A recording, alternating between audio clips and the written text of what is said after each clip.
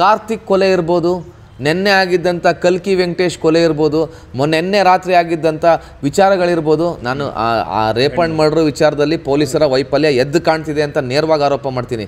ಕಾರ್ತಿಕ್ ಕೊಲೆ ಪ್ರಕರಣದಲ್ಲಿ ಏನಾಯಿತು?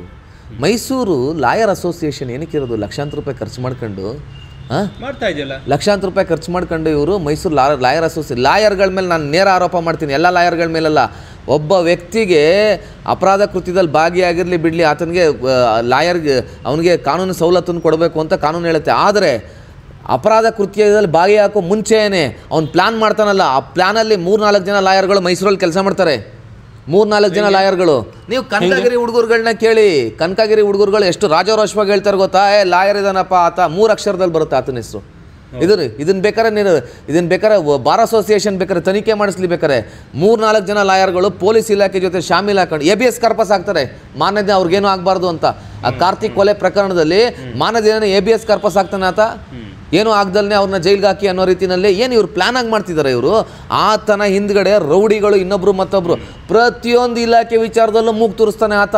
ನೇರವಾಗಿ ಆರೋಪವನ್ನು ಮಾಡ್ತಿದೆ. ಹೈಕ್ಳು ಮಕ್ಳುಗಳು ಇವತ್ತು ಕನಕಗಿರಿನಲ್ಲಿ ನಮ್ದೆಲ್ಲ ಸೆಟ್ಟಿಂಗ್ ಇರುತ್ತಪ್ಪ ಅನ್ನೋ ಲೆವೆಲ್ಗೆ ಬಂದ್ಬಿಟ್ಟಿದ್ದಾರೆ. ಆ ಸೆಟ್ಟಿಂಗ್ ಮಾಡಿಸ್ದವನು ಈ ಕಲ್ಕಿ ವೆಂಕಟೇಶ್ ಅಂತ ಅವನು ನೋಡ್ದಾಕಿದ್ರು, ಆಯ್ತಾ, ದುಡ್ಡು ಖರ್ಚು ಮಾಡ್ದ ಅಂದ್ಬಿಟ್ಟು ಅಂತ.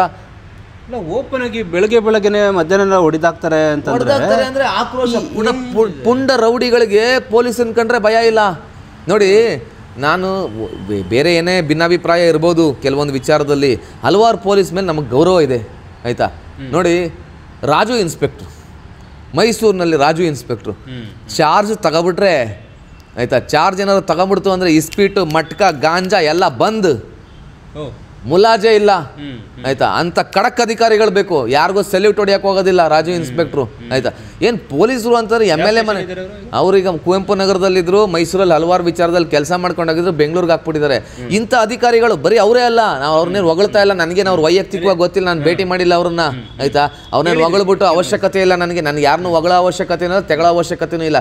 ಕೆಲಸ ಮಾಡಿದ್ರೆ ಹೊಗಳ್ತೀವಿ, ಕೆಲಸ ಮಾಡಲಿಲ್ಲ ಅಂದರೆ ತೆಗಳ್ತೀವಿ, ಅದು ಯಾರು ಆಗ್ಬಿಟ್ಟಿಲ್ಲಿ. ರಾಜು ಇನ್ಸ್ಪೆಕ್ಟ್ರು ಮೈಸೂರಿಗೆ ಬಂದ್ಬಿಟ್ರೆ ಪುಡಿ ರೌಡಿಗಳು ಗಡ ಗಡ ಗಡ ಗಡ ನಡುಗ್ಬಿಡ್ತಾರೆ, ಆಯ್ತಾ. ಅಷ್ಟು ಖಡಕ್ ಅಧಿಕಾರಿ. ಅಂಥ ಖಡಕ್ ಅಧಿಕಾರಿಗಳನ್ನ ಮೈಸೂರು ಉಳಿಸ್ಕೊಳ್ಳದಲ್ಲೇ ನೀವು ಕಳಿಸ್ಬಿಟ್ರೆ, ಅಂಥ ಖಡಕ್ ಅಧಿಕಾರಿಗಳು ಎಷ್ಟೋ ನೋಡಿ, ರವಿಕಾಂತೇಗೌಡರು ಎಂತ ಹೆಸರು ಮಾಡಿರೋರು, ಆಯ್ತಾ. ಆಡಳಿತಾತ್ಮಕ ವ್ಯವಸ್ಥೆ ಏನೇ ಇರ್ಬೋದು, ಆಯ್ತಾ. ಆದರೆ ಪೊಲೀಸ್ ಕೆಲಸ ಅಂತ ಬಂದಾಗ ಇವ್ರಿಗೆ ವಜೂದೆಗಳೆಲ್ಲ ಏನು ಕೊಡೋದು ಇವ್ರಿಗೆ, ಅದನ್ನು ಪರಿಪಕ್ವವಾಗಿ ಪಾಲನೆ ಮಾಡಲಿ ಅಂತ ಕೊಡೋದು ಇವ್ರಿಗೆ. ಖಂಡಿತ. ಈಗ ನಾನು ಅವಾಗಲೇ ಹೇಳ್ದಂಗೆ ಪೊಲೀಸರಿಗೆ ಮೈಯೆಲ್ಲ ಕಣ್ಣಿರುತ್ತೆ, ಮೈಯೆಲ್ಲ ಕಿವಿದ್ದೇ ಇರುತ್ತೆ. ಗಾಂಜಾ ಸಿಕ್ಕಾಕೊಳ್ತು, ಫ್ಯಾಕ್ಟ್ರಿ ಗಾಂಜಾ ಫ್ಯಾಕ್ಟ್ರಿ ಹೆಂಗೆ ಬರುತ್ತೆ ಸರ್? ಇಷ್ಟು ಜನ ಖಡಕ್ ಪೊಲೀಸ್ ಆಫೀಸರ್ ಅಂತೀವಿ.